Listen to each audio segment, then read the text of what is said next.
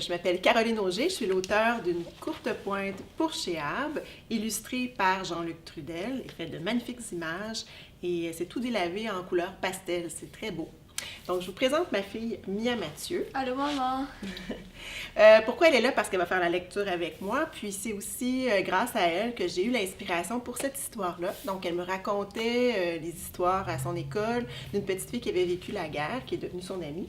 Et ça m'a inspiré le conte d'une courte pointe pour Sheab. On vous fait la lecture maintenant. Sheab est assise tout en haut de son lit mezzanine. Pour se réchauffer, elle ouvre la petite fenêtre de sa chambre et tire sur le ciel mauve du matin. Elle enroule l'aube autour de son cou et referme la fenêtre. On voit l'image ici. Des voiles de toutes les couleurs pendent du plafond et ressemblent à une aurore boréale. L'enfant baisse les yeux pour parler à un chameau dont la tête arrive à la hauteur du matelas. Uruk? Fait l'animal qui semble dormir debout. Peut-être qu'ils ne m'aimeront pas. Le chameau ouvre un œil. On le voit ici. Impossible. Tu es la petite fille la plus gentille que je connaisse. Je suis la seule enfant que tu connais, Uruk.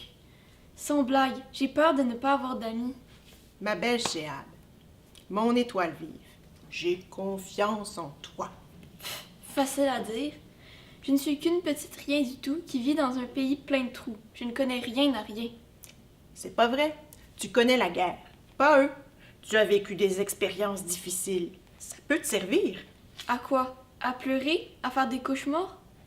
À faire preuve d'empathie. Ça veut dire que tu comprends mieux la tristesse des autres. Mais je ne sais pas s'ils vont vouloir de moi. Je suis si stressée, Uruk. Raconte-moi ton histoire de couleurs et de courte pointe, s'il te plaît. Tout ce qu'il faut pour t'aider à te sentir mieux, mon étoile. Sheab s'approche d'Uruk et lui caresse la tête.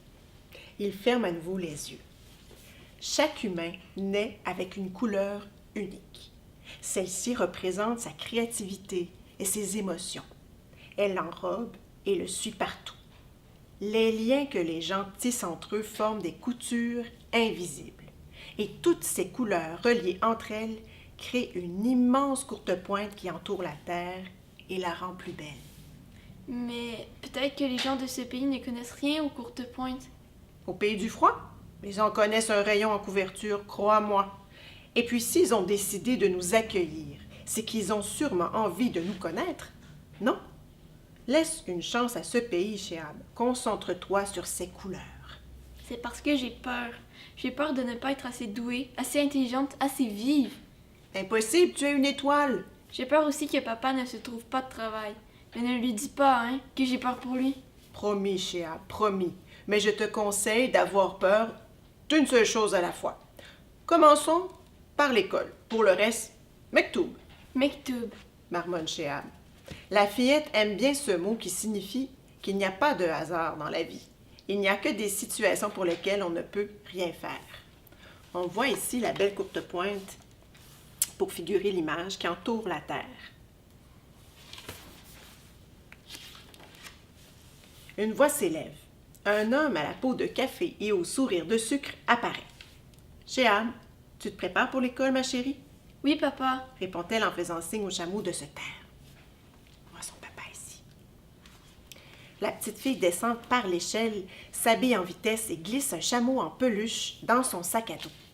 Elle laisse sortir la tête. Après avoir mangé un croissant du bout des lèvres et avoir brossé ses dents, Sheab se poste devant la porte d'entrée. « Je suis prête !» dit-elle d'une voix forte à son père. Ce dernier remarque la tête d'Uruk qui dépasse du sac à dos de la fillette. « Tu es certaine que tu veux amener Uruk à l'école? » Sheab pousse sur la tête de la peluche et referme le sac. Voilà, je vais le laisser au fond de mon sac. Personne ne le verra. Très bien. Allez, je t'accompagne jusqu'aux grilles de l'école. On voit ici qu'elle tente de placer Uruk dans son sac. Mais non, papa, l'école est à 2 coins de rue. Je peux m'y rendre toute seule. Bon, si tu veux. Je t'accompagne alors jusqu'au coin de la rue. Après, je te laisse marcher les quelques mètres qui restent comme une grande. D'accord. Alors qu'ils sortent de l'appartement, Shehab replace son foulard mauve autour de son cou. Elle l'aime beaucoup car il appartenait à sa maman. Son père lui sourit et verrouille la porte en pensant à ceux qu'ils ont abandonnés. « Tu vas me manquer aujourd'hui. J'ai bien hâte de me trouver un travail. » Je suis certaine que tu vas en trouver un bientôt, papa. Tu es tellement intelligent. Shehab fait un grand sourire à son papa. Elle ne veut pas lui montrer qu'elle a peur. Le père et l'enfant marchent jusqu'au coin de la rue. On voit ici Shehab et son papa qui marchent. Shehab embrasse son père et attend qu'il ait le dos tourné pour ouvrir son sac et laisser sortir la tête de son chameau. En route vers l'école, Shehab se sent bien. Au loin, elle croit apercevoir un désert et d'autres chameaux qui marchent lentement. Le soleil lui chauffe la peau. Une véritable cacophonie l'empêche de parler à Uruk. Elle se sent comme dans son souk préféré, ce marché où elle aimait tant aller avec sa maman et où il se faisait un peu bousculer. Ce doux souvenir la fait sourire, mais le bruit devient vite agressant. On la voit ici sur son chameau qui s'en va à l'école. Elle est tirée de sa rêverie par une main sur son épaule, accompagnée d'un son incompréhensible. « Hé, tu t'appelles comment? » Shehab recule, écarquille les yeux. Elle est arrivée dans la cour de sa nouvelle école et plusieurs enfants la dévisagent. Tu devrais sourire, lui conseille Uruk. Ça te donnerait un air sympathique. Là, tu fronces les sourcils, tu as l'air bête. Shehab sourit, mais le cœur n'y est pas, on dirait qu'elle fait une grimace. La fillette referme discrètement son sac sur sa peluche, ne laissant entrevoir que le bout du nez d'Uruk. Elle regarde ceux qui l'entourent, terrifiée. On voit ici le petit comité d'accueil. Certains touchent ses cheveux nattés. D'autres veulent prendre son sac. D'autres encore tentent de replacer son foulard qui s'est un peu relâché autour de son cou. Un garçon à la tignasse frisée lui tend la main. « Moi, c'est Jacob. Tu t'appelles comment? » « Je crois que le petit échevelé veut connaître ton nom, » explique Uruk. La fillette secoue alors la main du garçon et répond d'une voix forte. « Shehab! » Le garçon se tourne vers ses amis, le regard interrogatif. « Tu crois que c'est son nom? » demande-t-il à une minuscule fillette aux yeux bridés et aux cheveux noirs. « Je sais pas. » répond cette dernière. Shehab redit son nom en se tapant sur la poitrine. « Shehab! » La petite aux yeux bridés hausse les épaules. « J'ai rien compris! » réplique-t-elle en se tapant la poitrine. Puis, elle lui tend la main en souriant. Je vais vous montrer ici la rencontre avec le petit échevelé et la petite fille aux yeux bridés.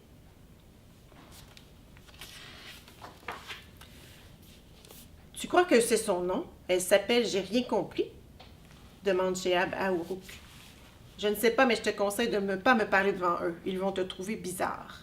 Et c'est exactement ce qui se passe. Les enfants l'entendent et se poussent du coude en murmurant. Shehab est encore plus mal à l'aise. Les enfants lui prennent alors le bras pour l'entraîner au milieu de la cour d'école. Shehab se laisse faire, étourdi par tout ce bruit. Donc, ici, on voit Shehab qui s'en va avec ses amis. On voit Uruk dans le sac. Mais Shehab, elle le voit à l'extérieur de l'école. Une cloche sonne et les portes métalliques de l'école s'ouvrent. Les enfants conduisent Shehab vers une classe. Elle entend des rires et des cris, mais aucun mot ne lui est familier. Une dame arrive devant Shehab. Elle lui parle en articulant exagérément et en pointant différentes choses, mais la petite est tellement stressée qu'elle ne comprend rien. Tous les élèves vont s'asseoir. L'enseignante garde Shehab à l'avant et la tient par l'épaule. Elle s'adresse à la classe. « Bonjour tout le monde, je vous présente Shehab. » On voit ici son enseignante, elle a l'air sympathique avec Shehab. Et ici la classe. Toute la classe applaudit. Une porte claque, un petit garçon se lève, fait tomber sa chaise. Shehab sursaute. La petite fille revoit son dernier jour de classe dans son pays. Une sirène avait sonné très fort. Elle annonçait qu'une bombe allait tomber. Tous les enfants s'étaient accroupis sous leur bureau, comme la maîtresse leur avait montré. Shehab tenait la main de sa copine, Mara, très fort. Puis tout à coup, un grand bruit avait fait vibrer les murs. Les vitres avaient explosé. Le cœur de Sheab avait palpité et elle avait eu très mal à la tête. La main de Mara n'était plus dans la sienne.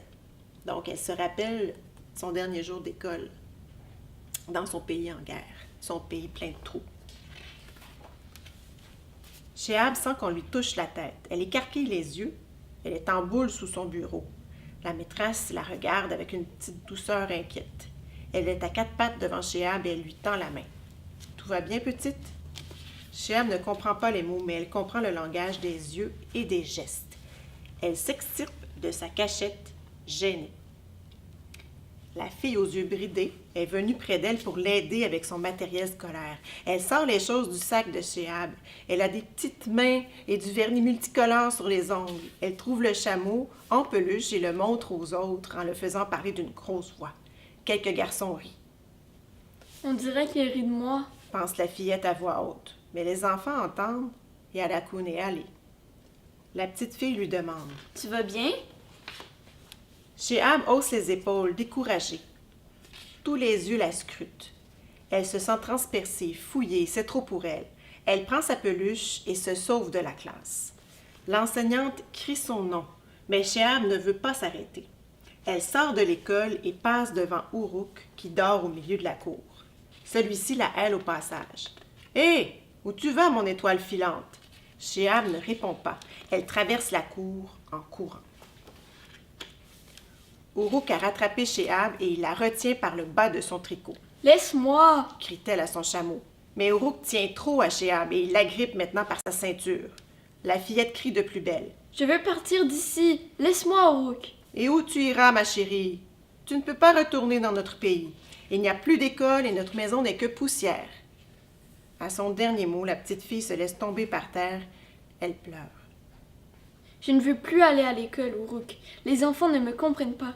Et je ne les comprends pas non plus. Je ne me rappelle plus mes cours d'immersion. Je veux rentrer chez moi. » « Mais qu'est-ce que tu dis? C'est ici, chez nous, maintenant. Tu es partie avant d'avoir essayé pour vrai. » « C'est faux, j'ai essayé. » répond-elle avec colère. « Non, je veux dire essayer vraiment.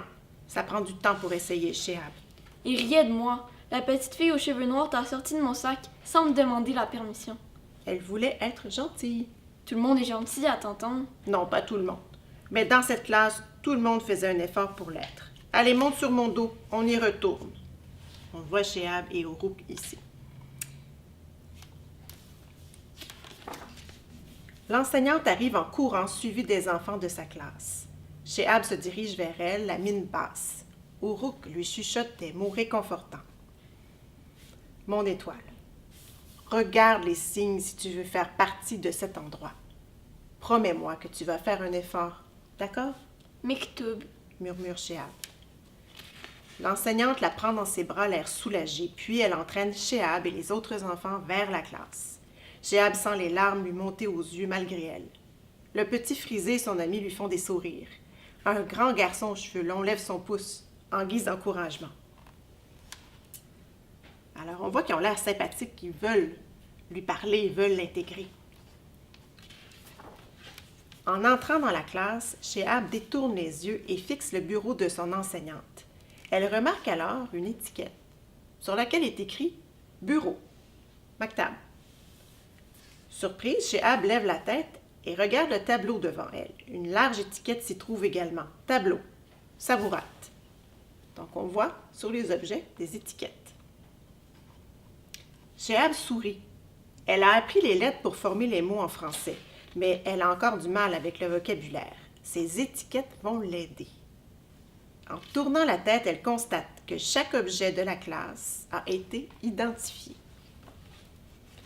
Puis, Sheab aperçoit une grande mosaïque de carton qui a été collée sur un des murs.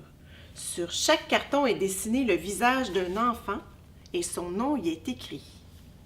Alors Sheab s'élève et s'approche du mur. Elle reconnaît la petite fille aux yeux bridés et aux cheveux de jais. Sous son visage est écrit « Mia ». Elle ne s'appelle donc pas « J'ai rien compris ». Le garçon frisé se nomme Jacob. Et son ami, Justin. Et celui qui a levé le pouce, Élie, le grand aux cheveux longs. Au centre de la mosaïque, un carton vide attend Sheab. L'enseignante s'avance à pas feutrés et elle lui tend un crayon.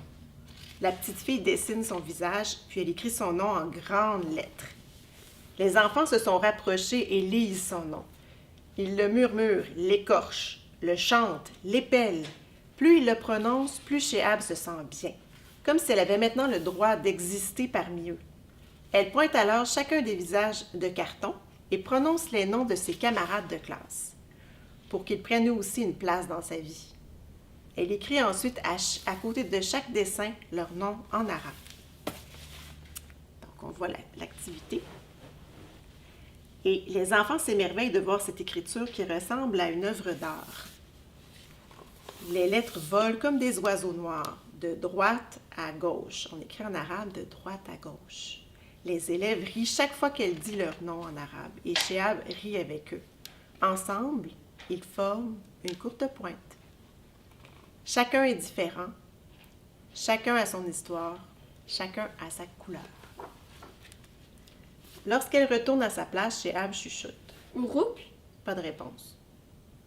Elle retrouve son sac, la peluche la fixe de ses yeux de bille. Shukran, Uruk. Merci, mon ami. Sheab caresse son toutou et ferme son sac. Elle n'a plus besoin de lui aujourd'hui. Elle est prête à affronter tous ces nouveaux mots qui volent dans la classe et à apprendre tous les noms de la mosaïque. Et pour le reste, Mektoub. Alors, si comme Sheab, toi aussi tu as un ami, un toutou qui t'aide dans les moments difficiles, moi et Mia, on serait intéressés à le voir. Alors, si tu veux le dessiner, tu peux ensuite le numériser, nous l'envoyer à mon adresse courriel. C'est caroprofesseur@hotmail.com. Bye bye!